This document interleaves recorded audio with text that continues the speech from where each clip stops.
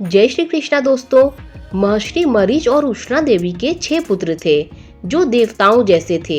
उनके नाम थे स्मर, उगदीत, परिशवंग, पतंगा, क्षुद्रभृत और घृणी।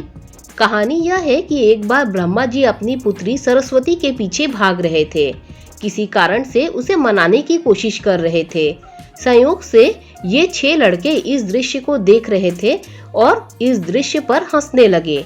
दुर्भाग्य से ब्रह्मा जी ने देख लिया और क्रोधित होकर उन्हें अगले जन्म में दैत्य के पुत्र के रूप में जन्म लेने का श्राप दे दिया। इस श्राप के कारण वे अगले जन्म में काल नेमी के पुत्र और हिरण्यकश्यप के पोते के रूप में पैदा हुए।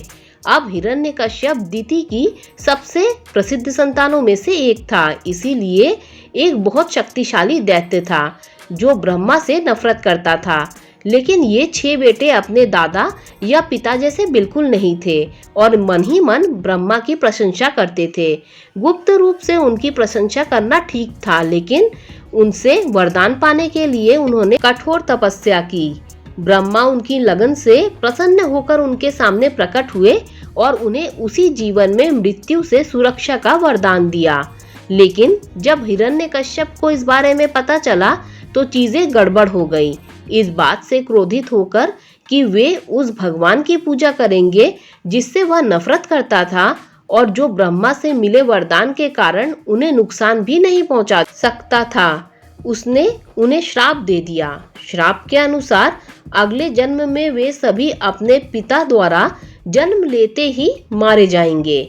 ये 6 पुत्र वही 6 पुत्र थे जिन्हें देवकी ने जन्म दिया था। उसने इनका नाम हंस, सुविक्रम, क्रथ, दमन, रिपुमर्दन और क्रोधहंता रखा। साथ में उन्हें संदर्भ के नाम से जाना जाता है। जन्म लेते ही उन्हें कंस ने मार डाला, जैसा कि पहले बताया गया है। काल नेमी का पुनर्जन्म था। इस प्रकार हिरण्यकश्यप का श्राप पूरा हो गया। 7वीं बार देवकी गर्भवती हुई तो उसके गर्भ में बलराम थे, लेकिन दैवीय योजना के अनुसार यह भ्रूण वासुदेव की दूसरी पत्नी के गर्भ में स्थानांतरित हो गया। यह पत्नी रोहिणी थी जो गोकुल में सुरक्षित थी, इसीलिए बलराम बच गए और यहाँ मथुरा में ऐसा लगा जैसे देवकी का गर्भपात हो गया हो। अंत में 8वीं बार भगवान श्री कृष्ण गर्भ में थे।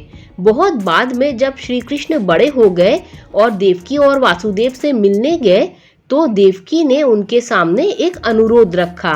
उसने सुना था कि कैसे उन्होंने संदीपनी मुनि के बेटे को वापस जीवित किया था और उसे भरोसा था कि वह उनके खोए हुए 6 बेटों को भी ऐसा ही कर सकते हैं।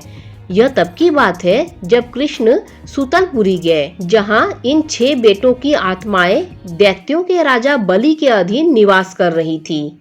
जब उन्होंने बलि को उनका इतिहास बताया तो बलि ने उन्हें श्री कृष्ण के पास छोड़ दिया, जिन्होंने उसे वापस देवकी के पास ले गए।